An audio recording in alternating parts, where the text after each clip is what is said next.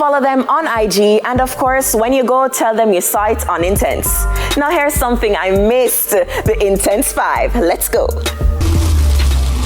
Niger Boy got his bachelor's. The artist recently graduated from Stony Brook University with a bachelor's in history and political science. That's right. I know that's right. Congratulations, Niger Boy.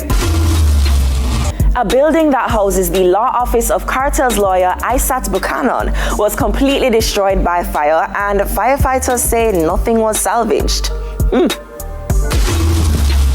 Guess who was in Jamaica? None other than Sha'Carri Richardson, the athlete who Jamaicans not sure how to feel about, but because it's we still show her love.